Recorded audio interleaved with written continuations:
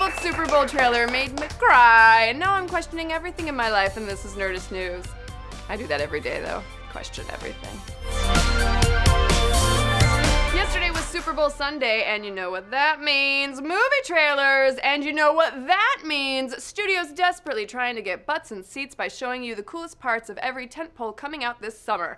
With all the visual majesty on display, you probably missed some of the best Easter eggs, so we're gonna review them all on today's show.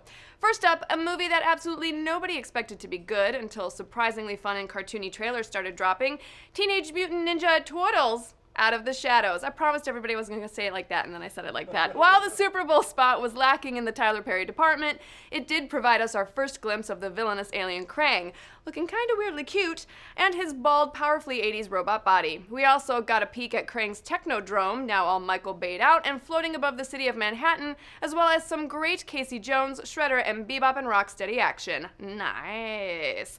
Next, a movie we didn't even know existed until a few weeks ago, 10 Cloverfield Lane. While the first trailer made it seem like most or maybe even all of the flick would be contained to an underground bunker, the Super Bowl spot probably gave away the beginning of the film, some kind of a car accident that leaves Mary Elizabeth Winstead in the care of possibly crazy John Goodman, and more than likely the end, in which Emmy Dubs runs around an empty-looking city and encounters something emitting a bright light and a powerful roar. Could it be the Cloverfield monster we know and love? Time for an old-fashioned roar-off. Here is the original Cloverfield monster roar. Okay, and here's the new one.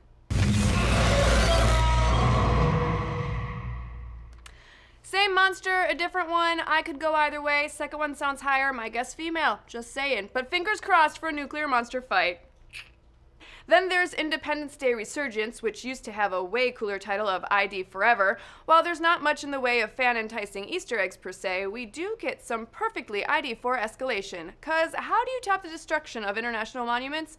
By dropping international monuments on top of other international monuments alongside a campy Goldblum quip. What goes up must come down. And speaking of destruction, holy cow, XMen Apocalypse has it in spades. Some things of note: the more armor-like X suits, Apocalypse's crazy shifting size, but the big reveal was our first look at Psylocke in full-on action, leaping through the air and slicing a car in half with her psychic katana. Also, that's Angel and Nightcrawler in the cage match, so we're sold. Captain America Civil War has already blown its cover in terms of who's fighting for which team, but Marvel's Super Bowl trailer was the first time we actually saw all of the characters on each side standing with one another. And what'd we catch? Well, Ant-Man's definitely rocking a brand new suit that seems to have actually been made this century with some sharp helmet fins. Captain America's shield looks like it's been all slashed up by a certain vibranium-clawed Black Panther, and Iron Man's got a sweet new suit that seems to include a wristwatch that becomes an easy-breezy repulsor beam for those business meetings where you need to stop a bullet and or blast a fool. And finally, let's go to the DC side with Turkish Airlines Gotham and Metropolis themed TV spots. These were my absolute favorite. They weren't actual trailers, but we still got a bunch of fun Easter eggs. We get a glimpse at the new Gotham City skyline, including the famous Ace Chemicals factory, which we're pretty sure is the same factory we see Joker and Harley Quinn swimming around in the latest Suicide Squad trailer. Also, it's our first clear look at the chunky new bat signal without dumb old Son of Krypton blocking the way. Now, you might think the mention of the Gotham Opera House was a nod to the Nolan Bat films, pointing out where Brucey's parents were murdered, but we know from Batman v Superman set photos that in this universe, his parents were gunned down after watching a classic Zorro flick like the comic books. But perhaps the biggest reveal wasn't in the ads themselves, but from the Turkish Airlines website. Gotham and Metropolis will be border cities on the East Coast in cinematic universe canon. Ah, friendly neighbors, man, I love me some DC geography.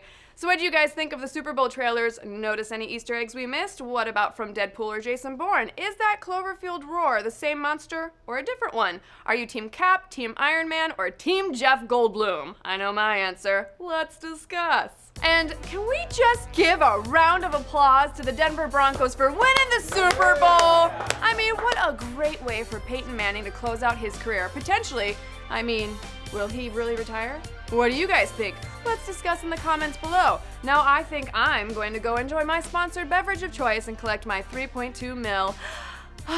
Sports.